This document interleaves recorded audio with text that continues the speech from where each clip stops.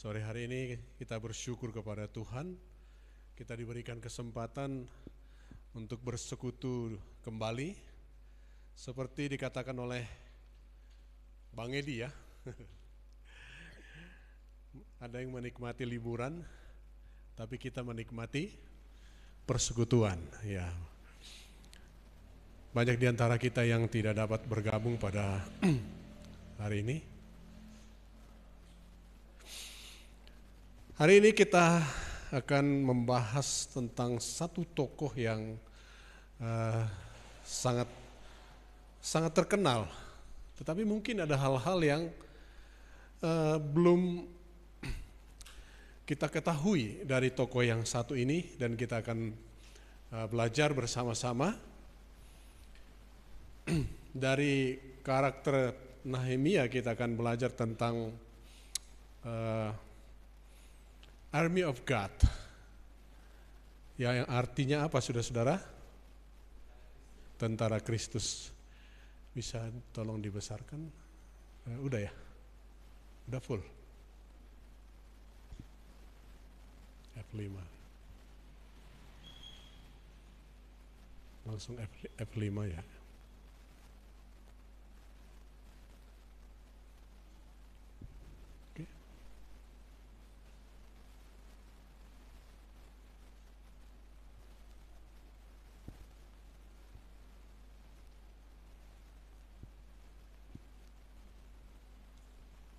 Oke. Ya, tidak lama-lama, sebagai ayat pembuka kita akan baca bersama-sama dalam Nehemia pasal 1 ayat 1 sampai pasal yang keempat.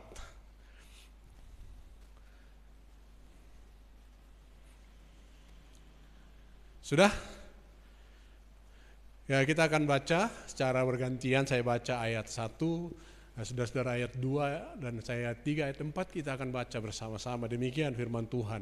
Riwayat Nehemia bin Hakalia, pada bulan Kislew tahun ke-20 ketika aku ada di Puri Susan.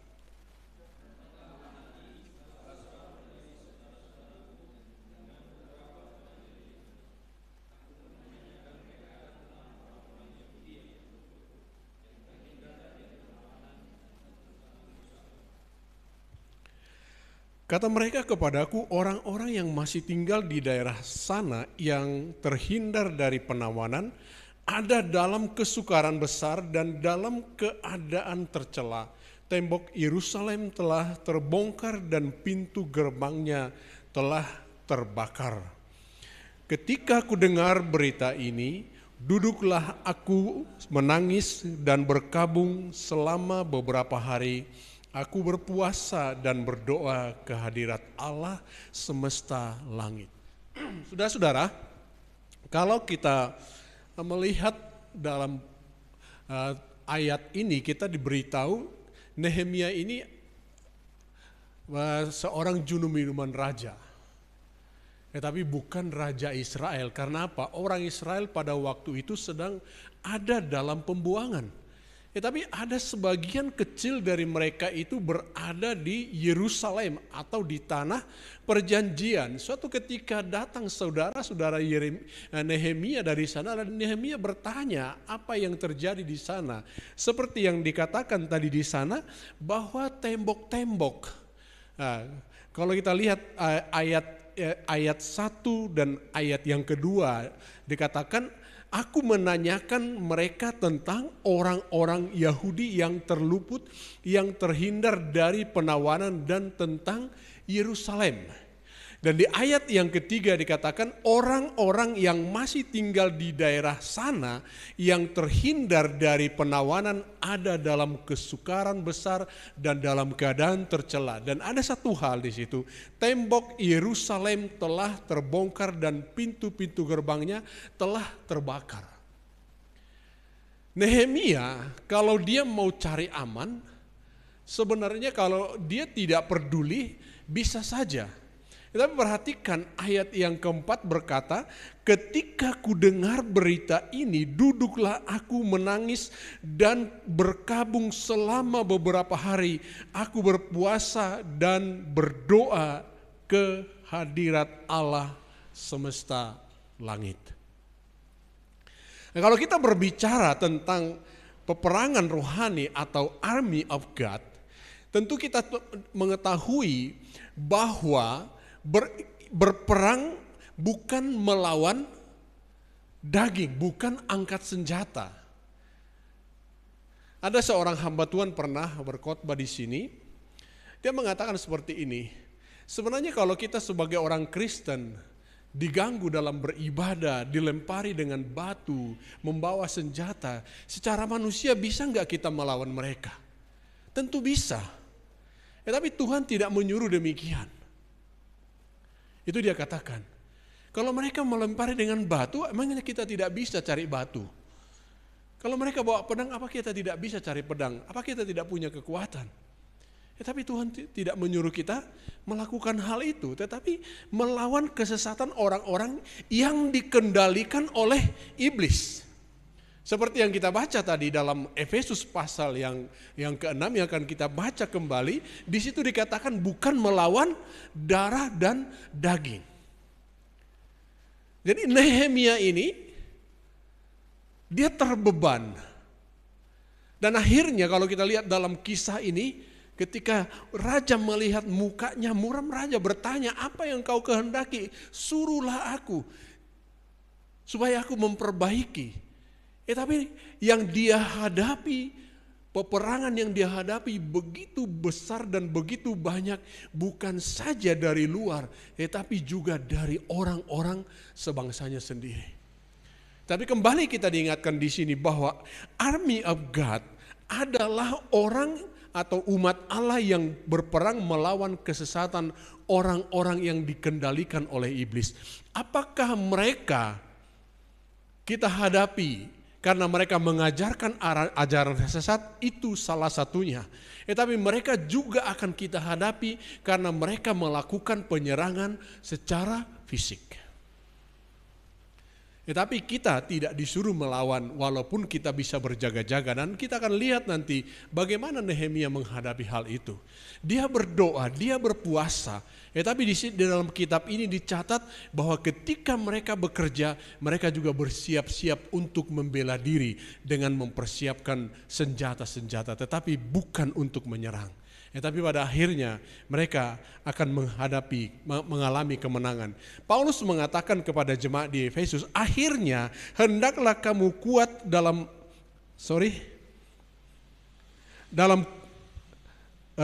kuat kuasanya, kenakanlah seluruh perlengkapan senjata Allah supaya kamu dapat bertahan melawan tipu muslihat. Ini saya salah ketik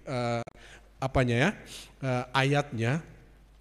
Karena perjuangan kita bukanlah melawan darah dan daging, tetapi melawan pemerintah-pemerintah, melawan penguasa-penguasa, melawan penghulu-penghulu dunia yang gelap ini, melawan roh-roh jahat di udara. Efesus pasal 6 ayat 10 sampai ayat yang ke-12. Di sini katakan, hendaklah kamu kuat di dalam Tuhan, di dalam kekuatan kuasanya. Jadi kalau kita sebagai tentara Allah, di sini dikatakan kita harus kuat dalam Tuhan, di dalam kuat kuasanya. Dan di sini dikatakan kenakanlah seluruh perlengkapan senjata Allah supaya kamu dapat bertahan melawan tipu muslihat iblis. Jadi apa yang menjadi lawan kita? Bentuk apa? Itu adalah representasi iblis. Walaupun yang kita hadapi itu adalah manusia, bahkan manusia beragama, mungkin ada salah satu di antaranya, atau ada orang-orang jahat. Tapi di sini dikatakan supaya kamu dapat bertahan melawan tipu muslihat iblis. Berarti itu adalah representasi iblis, tapi yang melakukannya adalah manusia. Contoh sederhana, Yesus pernah memberitahukan kepada murid-muridnya bahwa dia akan menderita. Lalu Petrus menarik Yesus mengatakan, Guru, kiranya hal itu tidak menimpa engkau. Tapi apa kata Yesus? Enyahlah engkau iblis. Loh, Petrus kok dibilang iblis? Bukan. Tapi ide itu adalah dari iblis. Sebab iblis tidak mau bahwa Yesus itu disalibkan.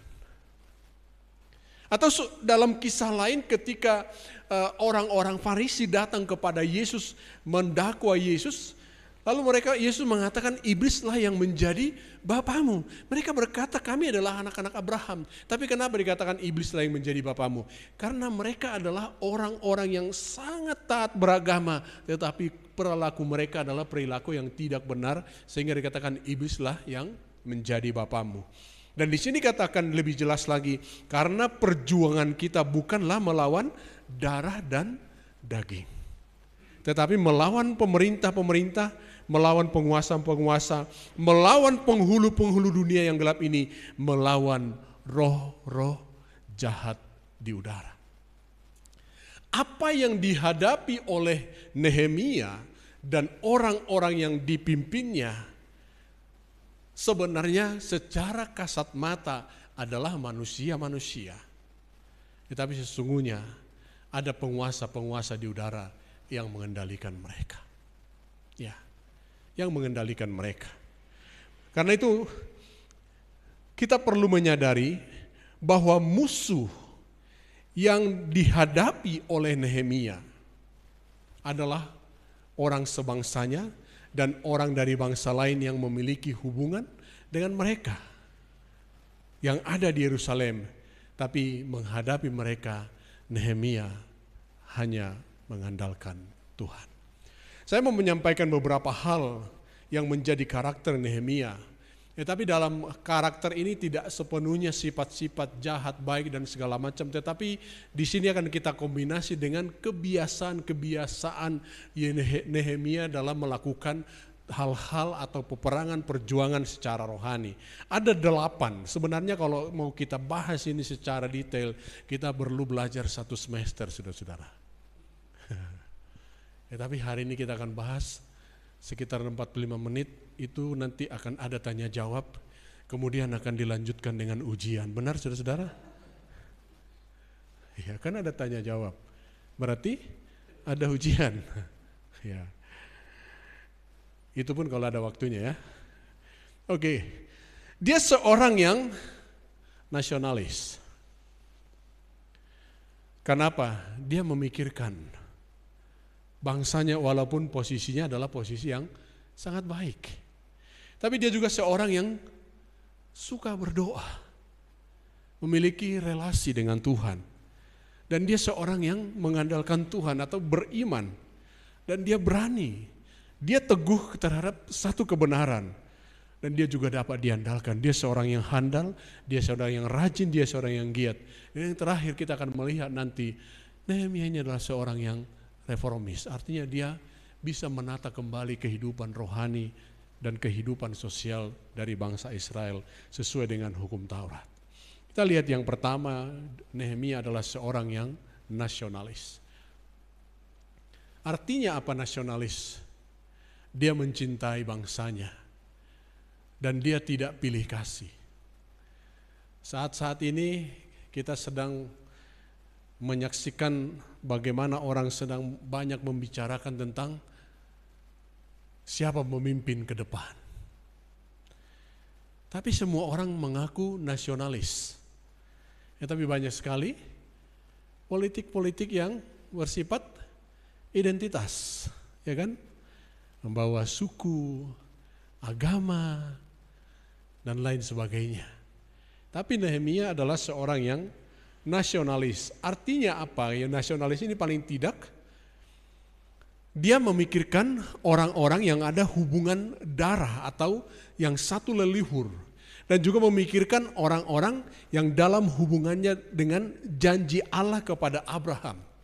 Jadi semua ini dirangkum karena apa? Rekan sebangsanya dan adalah umat Allah keturunan Abraham. Kalau kita membaca di dalam kembali Nehemia pasal 1 ayat 1 sampai 4, khususnya kita baca ayat yang kedua, di situ dikatakan, Riwayat Nehemia bin Hakalia pada bulan Kisleu tahun ke-20 ketika aku di dalam puri Susan datanglah Hanani salah seorang dari saudara-saudaraku dengan beberapa orang dari Yehuda. Aku menanyakan mereka tentang orang-orang Yahudi yang terluput, yang terhindar dari penawanan dan tentang Yerusalem. Jadi ketika saudara-saudaranya datang, dan di sini kalau kita lihat sudah berapa lama orang Israel berada di dalam pembuangan? Diperkirakan ini adalah tahun-tahun terakhir di tahun yang ke-70. Karena di dalam kitab Esra pasal 1 ayat yang pertama dikatakan bahwa perintah Raja Kores itu menggenapi nubuatan Nabi Nehemia bahwa mereka akan dibuang selama 70 tahun. Jadi yang memimpin orang Israel kembali dari pembuangan itu ada dua rombongan, ada yang dipimpin oleh Nabi Esra, ada yang dipimpin oleh Nabi Nehemia. Tapi di sini yang menjadi awalnya apa saudara-saudara? Dia menanyakan, berarti apa? Dia peduli dengan keadaan orang sebangsanya, dia peduli dengan tanah kelahirannya. Waktu baru-baru saya bergabung di YPDPA, saya belajar bagaimana Pak Victor Tobing membuat beberapa dengan rekannya mungkin dahulu, membuat YPDPA ini karena apa? Terinspirasi dari kitab Nehemia. Beliau bercerita, mungkin saudara, kalau ada saudara yang ikut ketika YPDPA merayakan ulang tahun yang ke-50 tahun lalu. Ada kesempatan bagi beliau ketika berada di Singapura untuk satu pelayanan yang mungkin lebih nyaman. Ada yang mengajak beliau untuk menjadi pelayan di gereja. Tapi beliau lebih terpanggil di persekutuan yang bisa menjembatani gereja. Dan dia beliau mengatakan dia terbeban dengan daerah asalnya, yaitu Sumatera Utara. Itu sebabnya ketika saya mau bergabung dengan YPDPA, menjadi satu pertanyaannya, apakah terbeban dengan Sumatera Utara? Ya. Tadinya saya tidak terpikir akan kembali ke Sumatera Utara. Tapi kalau saya ceritakan unik sekali. Saya katakan iya. Dan saya banyak mengetahui banyak hal, belajar banyak hal dari YPDPA. Dan juga akhirnya terbeban dengan Sumatera Utara. Demikian juga dengan Nehemia. Dia seorang nasionalis. Memang kalau kita katakan kok hanya Sumatera Utara, bukankah Tuhan menghendaki kita pergi? Tapi diberikan beban. Kita bukan sukuisme, tetapi ada satu beban di daerah kita. Bukan berarti kita tidak bisa melayani ke daerah lain kalau memang Tuhan mengutus kita. Jadi yang pertama, di sini kita belajar Nehemia itu seorang yang nasionalis, yang memikirkan keberadaan bangsanya, saudara sebangsanya, dan juga tanah, air atau tanah leluhurnya. Lalu yang kedua yang perlu kita pelajari dari Nehemia adalah dia seorang yang suka berdoa. Dia orang yang berdoa. Kita akan baca nanti kembali ayat yang keempat dan ayat yang kelima. Tapi di sini kita perlu memahami apa artinya sebagai seorang pendoa. Mungkin adalah hal yang sudah sering kita dengar. Dia adalah seorang yang memiliki hubungan yang intim dengan Tuhan, relasi dengan Tuhan, sehingga ketika dia memulai segala sesuatu, dia mulai dengan berdoa. Kalau kita membaca kembali di ayat yang keempat dan ayat yang kelima tadi, di situ dikatakan, lalu pasal 2 ayat 4 dan ayat yang kelima, jadi setelah Nehemia mendengar itu, dia berdoa mukanya muram, dan dia melakukan tugasnya sebagai juru minuman raja. Ketika dia memberikan raja minuman, raja melihat mengapa mukamu muram padahal engkau tidak sakit. Kalau saudara baca nanti di ayat yang ke-1 sampai ayat yang ketiga. Di situ kita melihat ayat yang keempat, lalu kata raja kepadaku, jadi apa yang kau inginkan? Jadi setelah Nehemia berkata Bagaimana aku tidak muram kalau tembok Yerusalem dan makam nenek moyangku terbongkar. Dan raja bertanya, apa yang kau inginkan? Dia gemetar, dikatakan di sini, maka aku berdoa kepada Allah semesta langit. Bayangkan saudara-saudara, kalau bukan dia seorang pendoa, kalau bukan mengutamakan Tuhan sebelum memulai sesuatu, tidak mungkin dia melakukan hal ini. Padahal dia sedang menghadap raja. Tentu saja doanya di situ tidak mungkin dia berdoa berlutut dan menggunakan kata-kata yang panjang. Karena dia sedang ditanya oleh raja. Perhatikan di sana dikatakan, maka aku berdoa kepada Allah semesta langit. Berapa lama dia berdoa? Di sini tidak digambarkan. Tetapi kemungkinan besar tidak panjang. Karena apa? Dia sedang berada di hadapan raja. Tetapi dia masih sempat berdoa. Atau lebih tepatnya dia mengutamakan berdoa sebelum menjawab. Kemudian jawabku kepada raja, jika raja menganggap baik dan berkenan kepada hambamu ini, utuslah aku ke Yehuda, ke kota pekuburan nenek moyangku, supaya aku membangunnya kembali.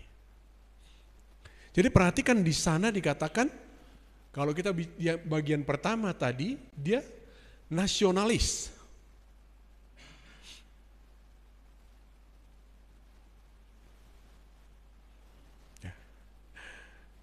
Dia nasionalis. Dan kita melihat di ayat yang kelima pasal yang kedua jelas, utuslah aku ke Yehuda, ke kota pekuburan nenek moyangku supaya aku membangunnya kembali. Ya. Supaya aku membangunnya kembali.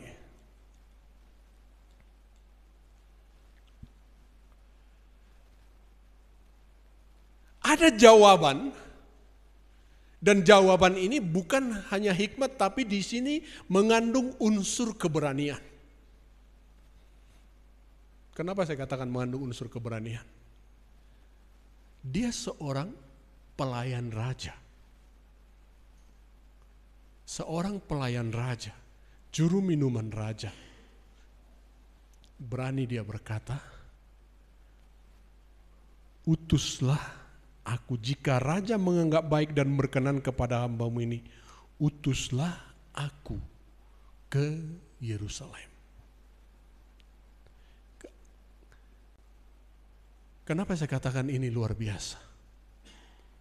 Selain keterbebanannya, tapi keberaniannya. Bukan dia mengatakan kalau aku boleh pergi. Tapi utuslah aku. Apa arti utuslah aku?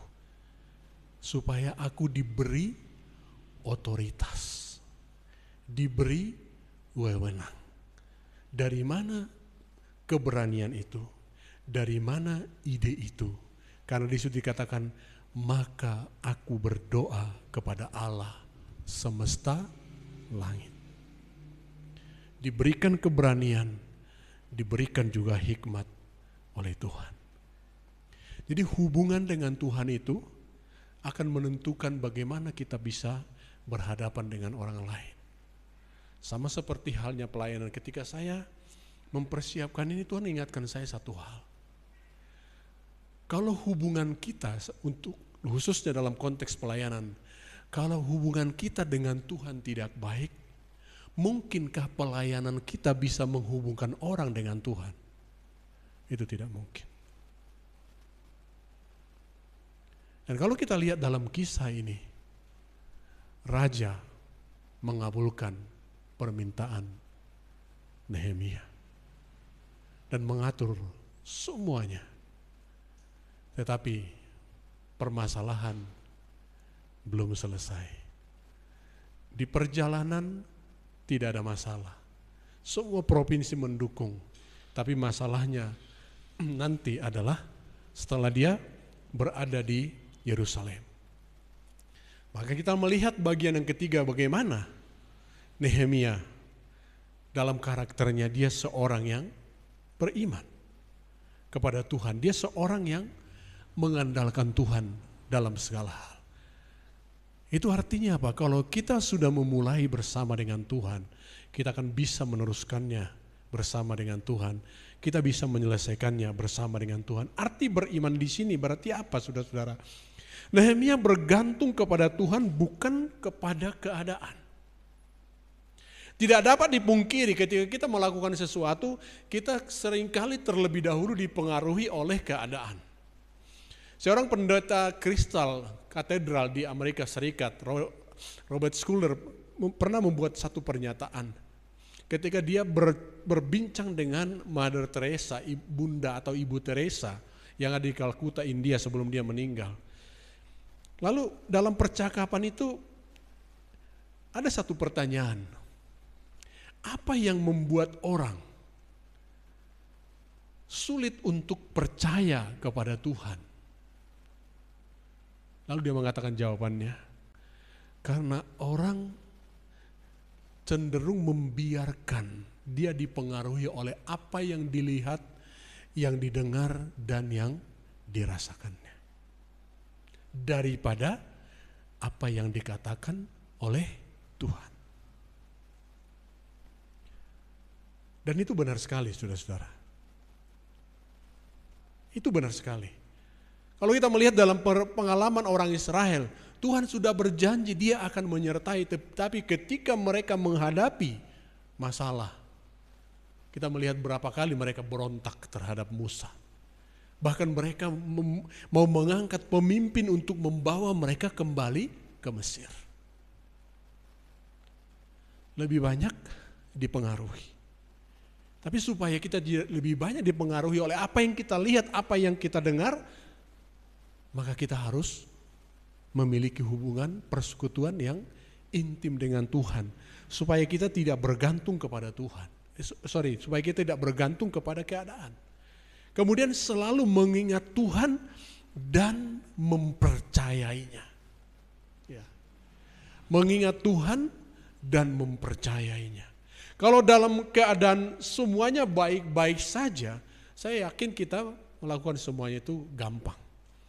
Kalau kita melihat di dalam pasal yang kedua ayat yang ke-20.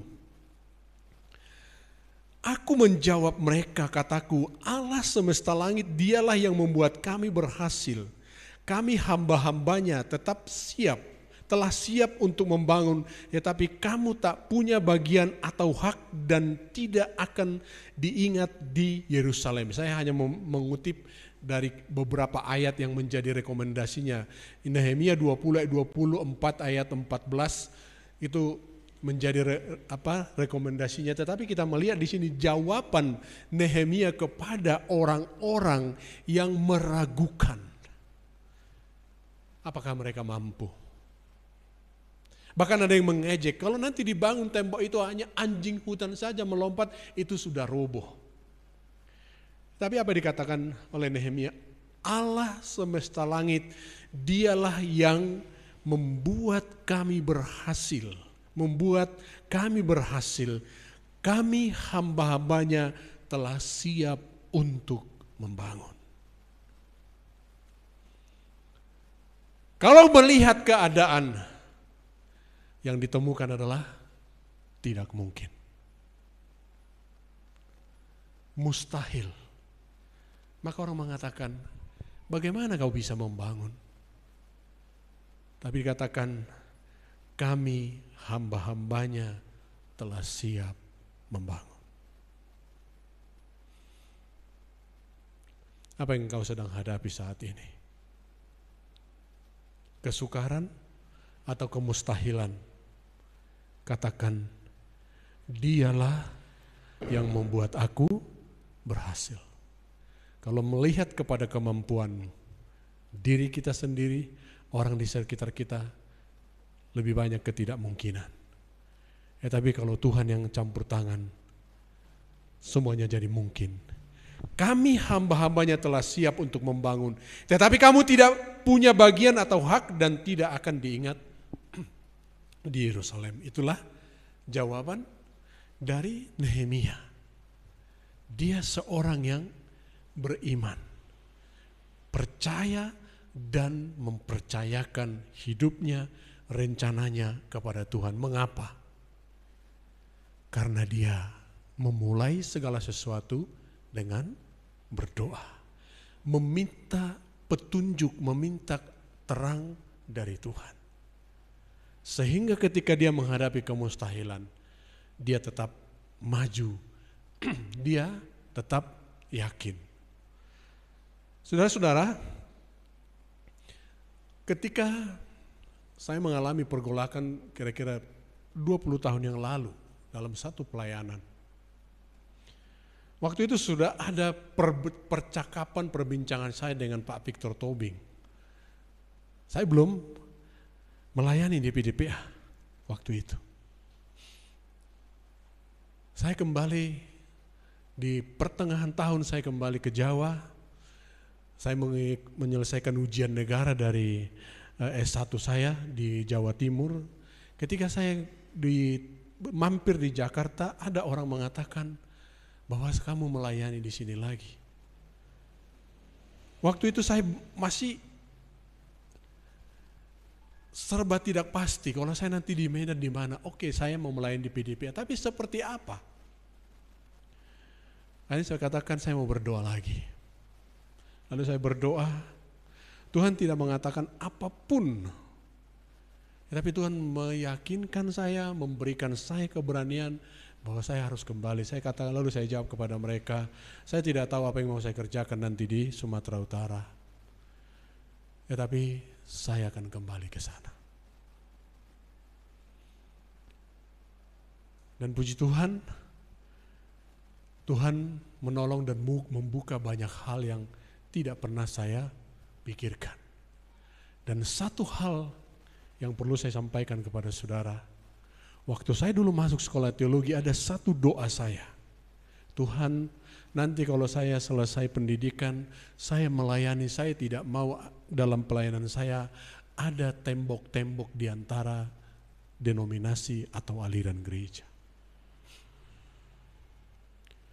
Dan saya baru menyadari setelah saya masuk di EPDPA, doa itu terkabul dan terjawab. Karena disinilah saya bisa melayani di gereja-gereja dengan berbagai aliran. Yang tidak mungkin hal itu terjadi, yang tidak lazim hal itu terjadi. Tapi dijawab dengan orang yang tidak pernah saya kenal. Yang belum pernah saya kenal. Dari mana itu? Berdoa kepada Tuhan. Saya tidak tahu panggilanmu apa, masa depan apa yang Tuhan persiapkan bagimu. Apakah engkau sebagai seorang profesional atau menjadi seorang hamba Tuhan? Berdoalah kepada Tuhan. Kemudian yang keempat, dia seorang yang teguh atau berani dalam pendiriannya. Kalau kita melihat dalam pasal 4 ayat 20, pasal 6 ayat 1 sampai 9 menjelaskan hal itu. Tetapi kita membaca di dalam pasal yang ke-6 ayat 4 dan ayat yang ke-9. Karena apa dia menjadi teguh dan berani dalam pendiriannya? Karena dia yakin Tuhan berada di pihaknya atau di pihak mereka, dan dia juga tidak dapat dikelabui oleh orang lain. Kita baca ayat yang ke-4 dan ayat yang ke-9. Waktu itu ada orang yang berniat jahat kepada Nehemia, mau membunuh dia dengan cara menyuruh orang untuk datang bertemu dengan mereka dan atau supaya Nehemia datang menemui mereka. Tapi Nehemia menolak, dan inilah cuplikan dari ayatnya. Sampai 4 kali mereka mengirim pesan semacam itu kepadaku, dan setiap kali aku berikan jawaban yang sama kepada mereka. Karena dia yakin kalau saya mau melakukan itu, bukan saja ada bahaya, tetapi pekerjaan terbengkalai. Dan ayat 9 dikatakan, karena mereka semua mau menakut-nakuti kami, pikirnya mereka akan membiarkan pekerjaan itu sehingga tak dapat diselesaikan, tetapi aku justru berusaha sekuat tenaga. Di sini kita melihat dia seorang yang teguh dan berani. Ada orang yang meragukan, ada orang yang menakut-nakuti. Ya.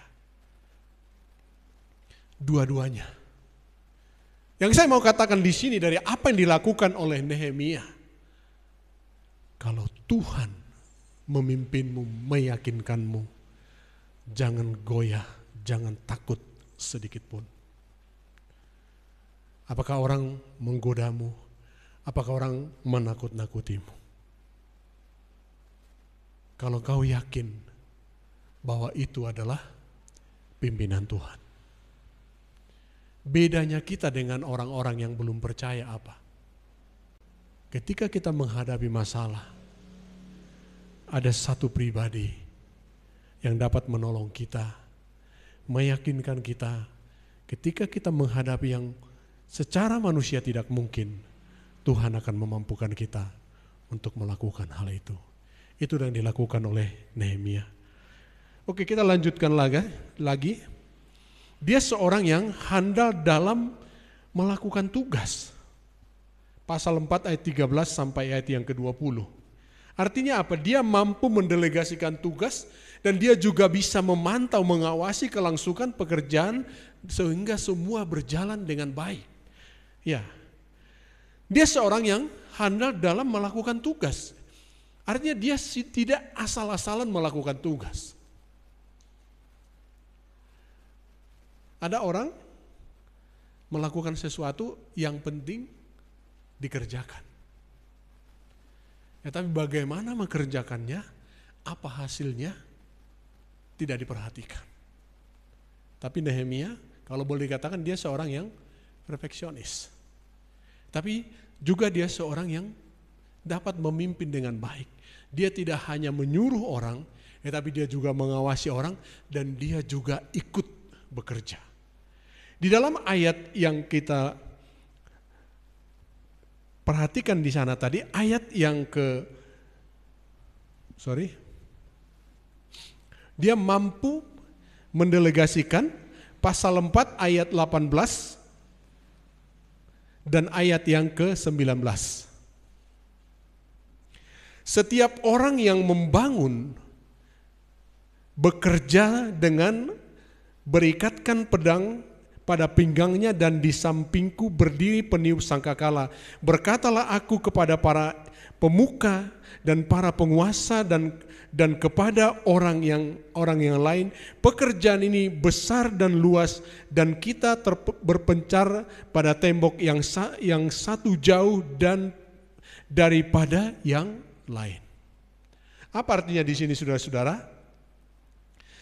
Jadi orang-orang itu membangun, tetapi pada saat yang sama mereka siap berperang.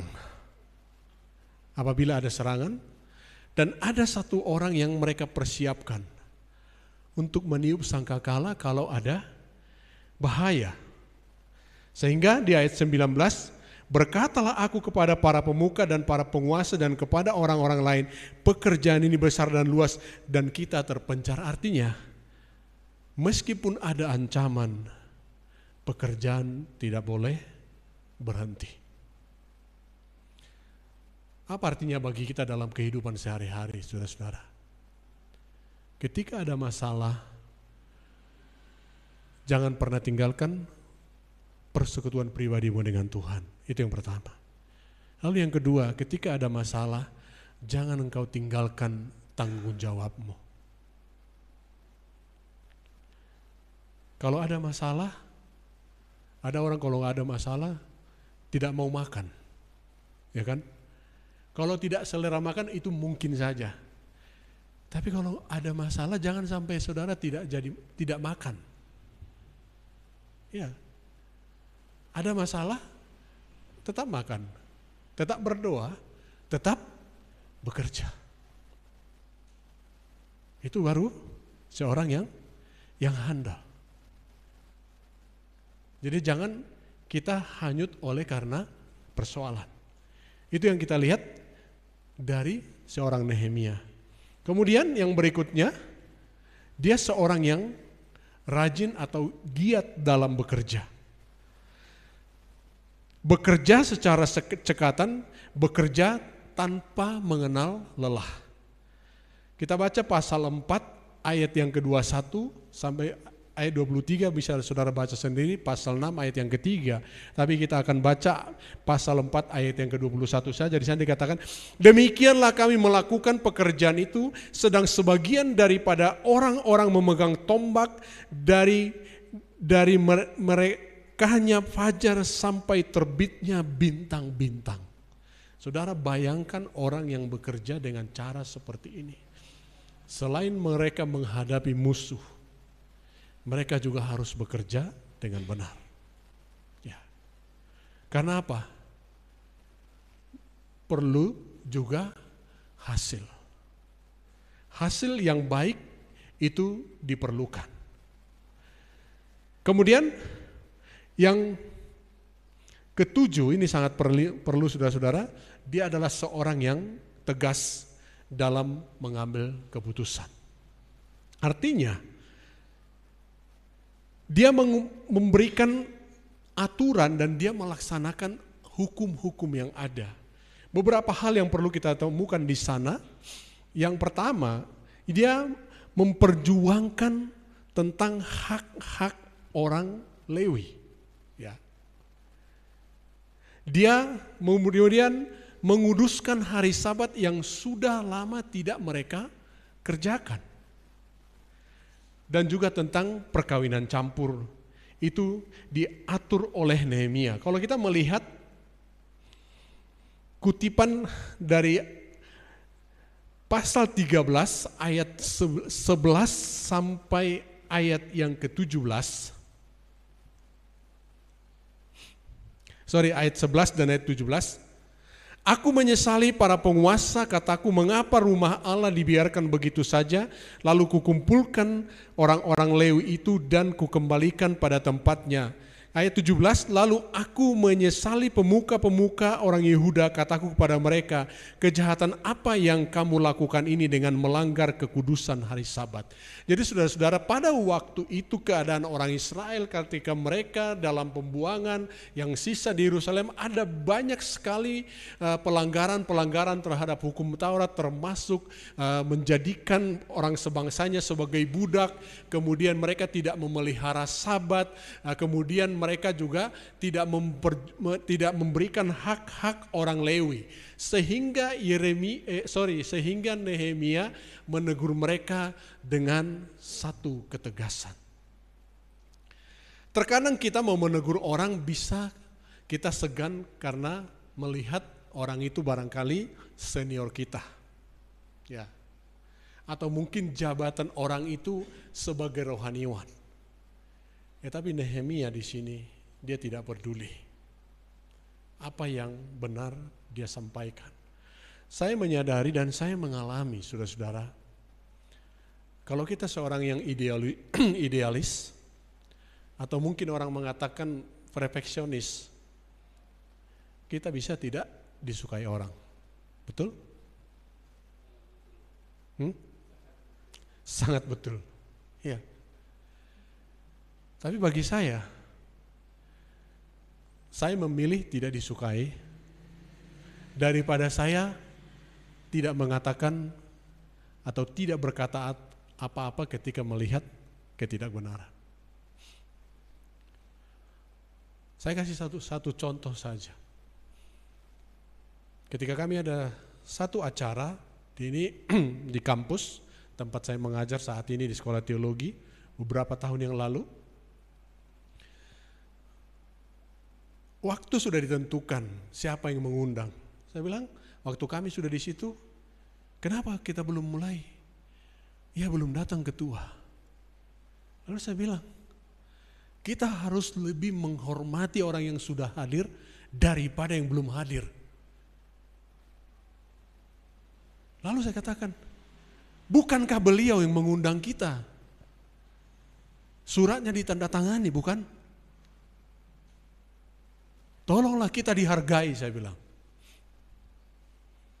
Rupanya tanpa sepengetahuan saya, hal itu disampaikan juga. Lalu saya dengarlah berita, nanti kalau ada rapat Pak Tohab tidak usah diundang. Terserah, saya bilang. Gak apa-apa, tidak disukai. Tapi saudara pikirkan yang saya katakan itu benar atau tidak. Bedanya bukan kesamaannya, Anda setuju dengan yang saya katakan, tapi tidak berani saudara mengatakan apa yang saudara setujui, saya bilang. Wah, itu akibatnya luar biasa.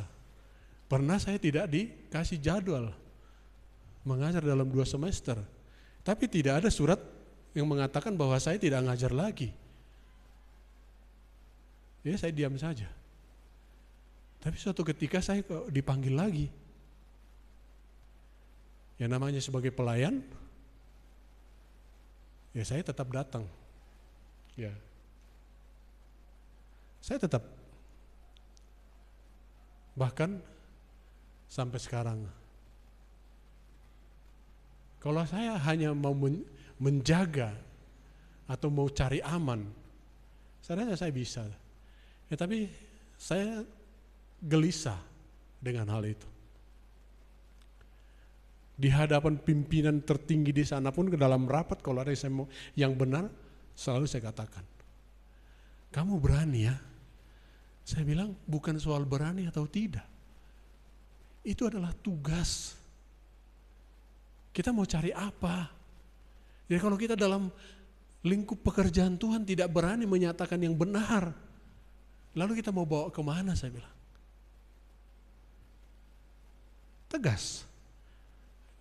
Dan perhatikan ayat ini mengatakan tadi, lalu aku menyesali pemuka-pemuka orang Yehuda, kataku kepada mereka, kejahatan apa yang kamu lakukan ini dengan melanggar kekudusan hari Sabat. Itu yang dikatakan. Kemudian ayat pasal 13 ayat 25,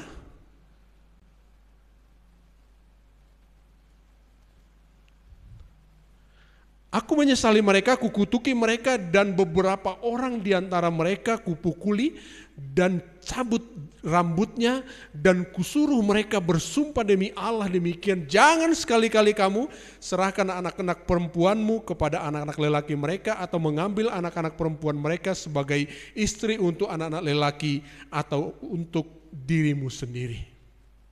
Itu saya katakan tadi, mereka selama ini jatuh dalam dosa perkawinan campur. Coba perhatikan, dan beberapa orang di antara mereka kupukuli dan kucabut rambutnya dan kusuruh mereka bersumpah. Ngeri sebenarnya kalau kita pikir ya. Kalau disuruh saya melakukan ini, pasti saya tidak mau.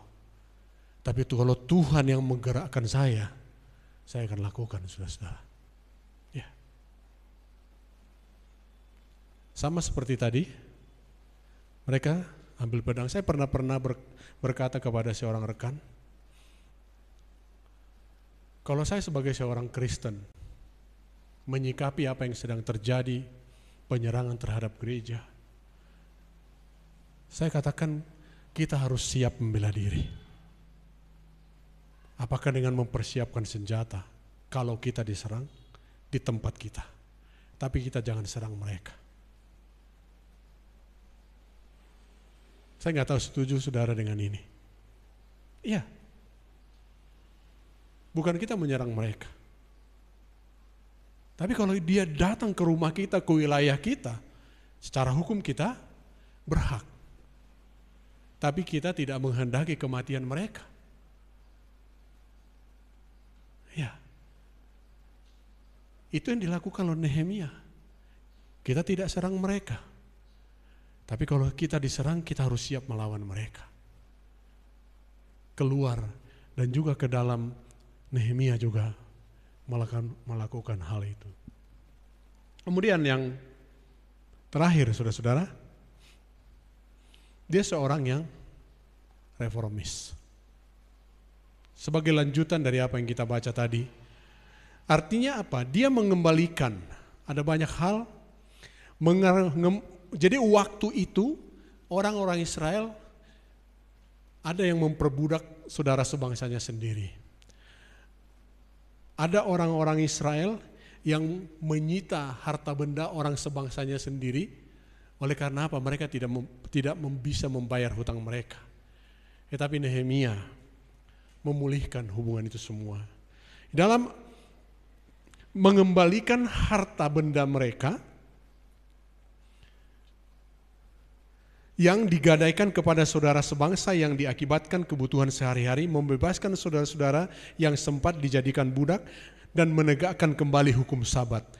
Di dalam pasal 5 ayat yang ke-7, setelah berpikir masak-masak aku menggugat para pemuka dan para penguasa, kataku kepada mereka, masing-masing kamu telah makan riba dari saudara-saudaramu, lalu kuadakan terhadap mereka suatu sidang jemaah yang besar.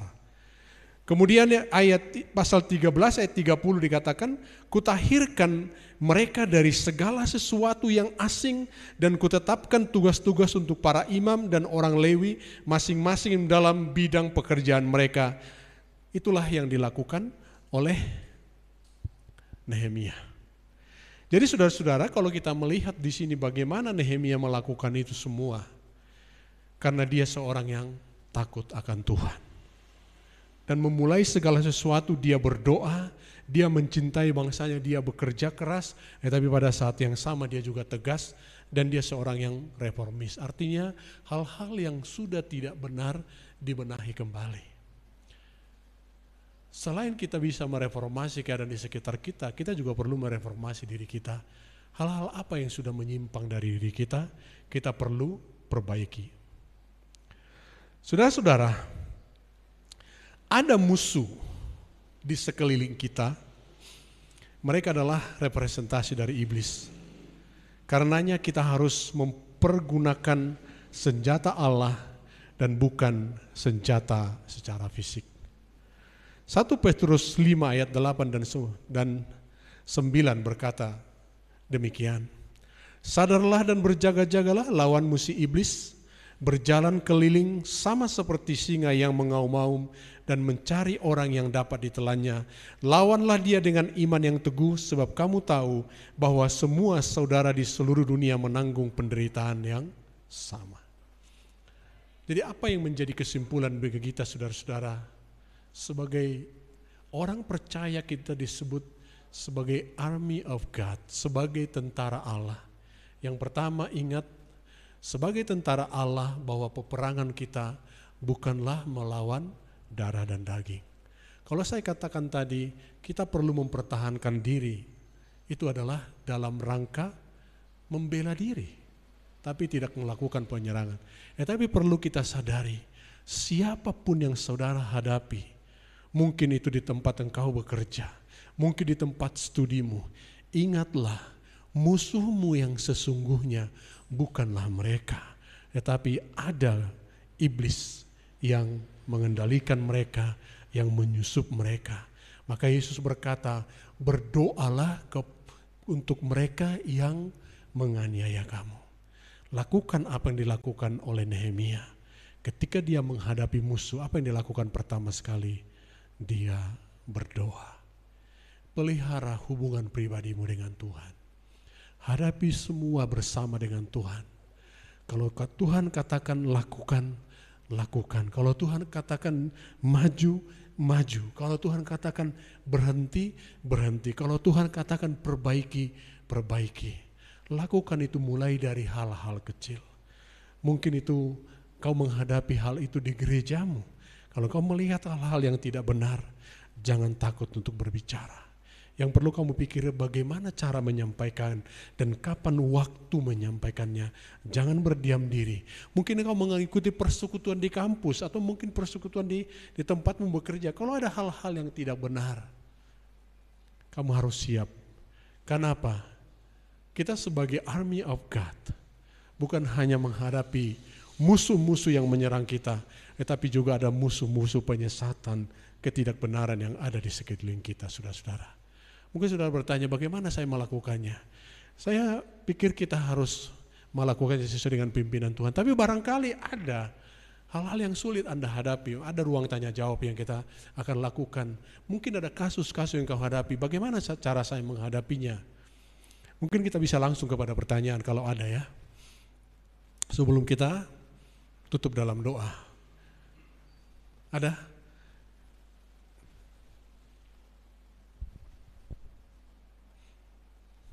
Saudara yakin bahwa saudara adalah tentara Allah? Tentara tugasnya adalah berperang. Jadi kalau saudara menghadapi musuh, berarti kita harus sadar bahwa kita adalah tentara Allah dan bahwa kita harus siap berperang. Dan satu hal lagi, kita yakin bahwa kita menang. Ada? Oke.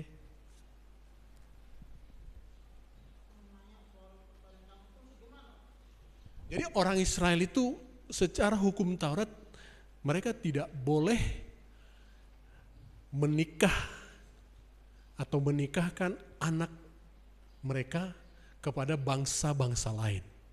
Itu hukum mereka pada waktu itu. Kenapa? Itu bukan soal rasialisme. Tapi itu adalah soal iman. Karena bangsa-bangsa lain itu tidak menyembah kepada Allah Abraham, Ishak dan Yakub atau Allah Yahweh atau Yahweh. Mungkin saudara mendapatkan beberapa hari ini ada postingan bahwa ada pengadilan di Jakarta yang mengizinkan menikah beda agama. Saya belum lihat beritanya, ada katanya yang menjawab dari kalangan kekristenan bahwa itu adalah toleransi. Saya bilang itu bukan toleransi. Tapi andai kata di negara kita secara hukum tidak mempermasalahkan menikah beda agama, itu harus dihadapi oleh gereja, bahwa gereja tidak mengakui pernikahan beda agama.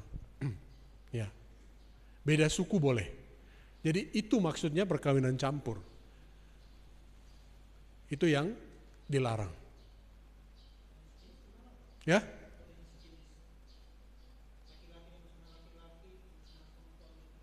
Oh itu lebih jelas lagi. Iya. Yang heterogen saja beda iman tidak boleh. Sama iman walaupun sama iman bukan berarti bisa homogen. Jadi kita diciptakan pernikahan itu heterogen, artinya harus beda, ya, beda jenis kelaminnya. Itu namanya kawin. Tapi kalau nggak sama itu bukan kawin, tapi itu nempel. Itu lebih nggak bisa lagi. Ya, itu jelas. Karena apa? Alkitab menjawab, mereka diciptakan laki-laki dan perempuan. Makanya kalau saya kadang mengajak orang, yang laki-laki membaca ayat ganjil, perempuan membaca ayat genap. Kalau ada yang tidak membaca, saya tanya, kamu apa? Ya laki-laki. Tadi saya bilang yang laki-laki membaca ayat ganjil, kamu nggak baca. Perempuan membaca ayat genap, kamu juga nggak baca. Jadi saya bertanya, saya bukan menuduh.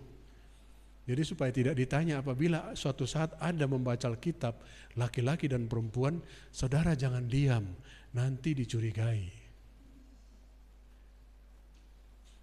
Ya. Makanya kalau kita menyapa Bapak Ibu, saudara-saudari, hanya itu. Karena apa? Mereka diciptakan laki-laki dan perempuan. Dan yang boleh menikah atau selanjutnya kawin adalah laki-laki dan perempuan. Jadi kalau laki-laki menikah dengan perempuan itu bukan kawin campur. Memang itu kawin. Ya.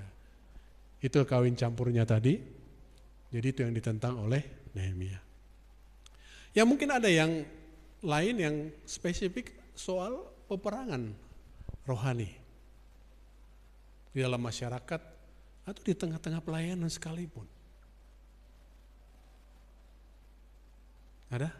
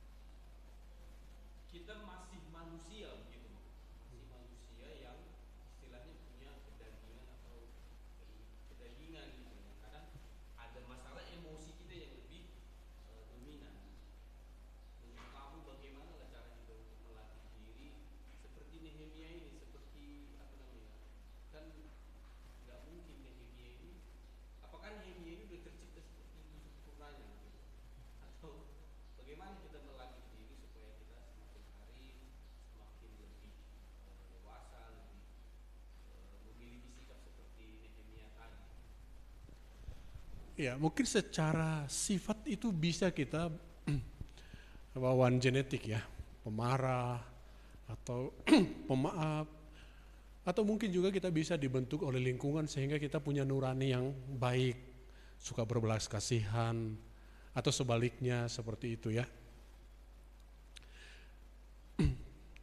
Tetapi Nehemia itu tidak dilahirkan juga sudah seperti itu.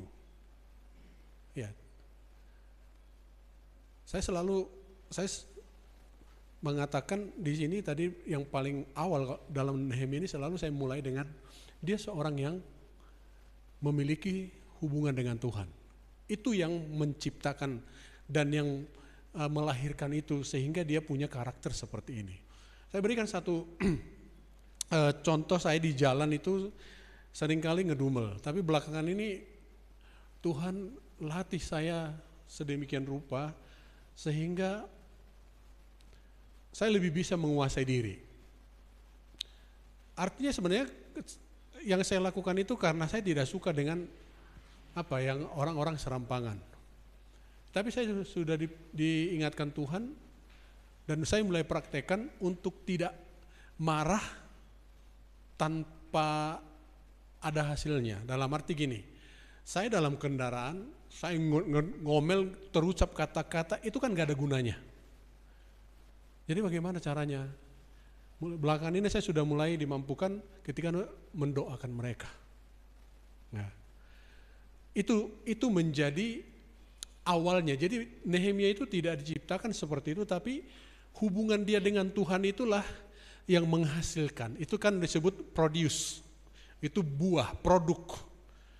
Jadi ketika kita terhubung dengan Tuhan, sifat-sifat yang dari Tuhan itu akan muncul dari diri kita, dan juga sekaligus ada kemampuan untuk melakukan itu, ada keberanian untuk melakukan itu. Jadi kenapa dulu kita idealis sekarang tidak? Pertanyaannya, coba dievaluasi, didiagnosa hubunganmu dengan Tuhan sekarang bagaimana? Kembali ke situ. Karena kalau sudah Tuhan yang menggerakkan, Tuhan yang suruh, saya rasa sih tidak ada di antara kita yang takut. Kemudian tidak ada orang yang takut akan resikonya. Nehemia ini kalau dia memiliki rasa aman, dia tidak mau melakukan itu. Tetapi karena dia sangat yakin. Jadi bagaimana caranya? Ini mungkin jadi kelihatan sangat normatif sekali, sangat dogmatis sekali. Ya sudah, perbaiki hubungan pribadimu dengan Tuhan. Mungkin ini sudah terlalu biasa kita dengar. Tapi saya mau mengatakan kepada saudara, jangan hanya istilahnya yang kita ingat, kita bisa katakan kepada orang.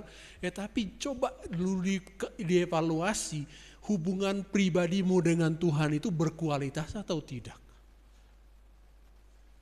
Doa itu kamu nikmati atau tidak? Apa hasilnya sesudah doa? Adakah damai sejahtera, adakah keberanian, atau biasa-biasa saja? Tapi kalau biasa-biasa saja, berarti kita bisa terjebak dengan kegiatannya saja, tetapi tidak terhubung. Itu yang perlu dievaluasi. Hanya itu dasarnya. Karena pimpinan orang terhadap satu orang dengan yang lain itu bisa berbeda. Melihat hal yang sama, bisa punya pandangan yang berbeda, bisa juga punya tindakan yang berbeda. Ya. Jadi pimpinan Tuhanlah yang kita ikuti. Kenapa dulu saya berani? Kenapa sekarang tidak berani? Ya kecenderungan kita, ya aku kan manusia. Iyalah. Saya juga tahu itu. Tetapi kenapa kemanusiaan saya dominan? Kenapa tidak ada kesempatan bagi Tuhan untuk bekerja melalui saya? Berarti saya membiarkan kemanusiaan saya. Karena Yesus mengatakan, apabila penghibur itu datang, dia akan memimpin kamu ke dalam seluruh kebenaran. Jadi kalau kemanusiaan kita yang memimpin kita, bukan saja takut, salah pun iya. Tapi kalau Roh yang memimpin kita, kita dipimpin ke dalam kebenaran dan juga punya keberanian. Itu yang saya bisa sampaikan. Tidak ada yang bisa menolong kita, tidak ada yang menghasilkan. Jadi kita tidak pernah diciptakan menjadi orang yang jujur dan mampu untuk jujur. Tetapi kalau Tuhan yang ada di dalam kita, maka dikatakan pergunakanlah senjata rohani. Ya mungkin banyak hal ya, tapi kalau nanti kita mau saudara berdiskusi satu dengan yang lain, mungkin saudara agak enggan mungkin menceritakan pengalamanmu di tempat studi, di kantor, tapi ingatlah prinsip-prinsip itu tadi. Misalnya kalau dalam studi mulai dari hal-hal yang sangat prinsip walaupun kelihatan itu kecil. Ya, mengerjakan tugas. Masa dari dulu kata SKS itu ditertawain tapi dilakukan. Masih tahu kepanjangan SKS? Hanya orang Medan yang tahu itu. Sistem kebut semalam. Belum lagi plagiat. Coba kita mulai dari diri kita sendiri. Kamu melihat nilaimu. Ini murni nilai saya. Kenapa saya nilainya tidak bagus? Karena saya tidak belajar dengan benar. Evaluasi dirimu sendiri. Baru bisa diperbaiki ke depan. Bagaimana dalam dunia kerja? Kerjakan apa yang saya mestinya karena takut akan Tuhan. Bukan soal insentif, bukan soal pujian dari orang. Tapi saya bertanggung jawab kepada Tuhan. Jadi intinya kembali saudara-saudara adalah bagaimana hubungan kita dengan Tuhan. Nehemia menjadi teguh, dia handal, dia tegas, dia reformis, dia nasionalis, dia beriman. Itu semua dimulai karena hubungan dia dengan Tuhan. Dia takut akan Tuhan. Sekalipun dia di istana raja yang tidak beribadah kepada Allah, dia tetap mempertahankan hubungan dia dengan Tuhan. Sehingga ketika dia dengar saudara-saudaranya menderita, ini langsung terbeban. Jiwanya langsung terbeban. Sehingga ngomong sama raja pun dia berani. Yang sesungguhnya itu tidak lazim, itu penuh resiko. Seorang pelayan berkata kepada raja, utuslah aku. Bahasa vulgarnya itu kurang ajar. Tapi kenapa dia bisa berani? Kita baca tadi, maka aku berdoa kepada Allah semesta langit. Itu kuncinya. Mulai harimu dengan doa. Ketika engkau menghadapi masalah, berdoalah terlebih dahulu. Tuhan akan pimpin kita. Tuhan Yesus memberkati. Mari kita berdoa.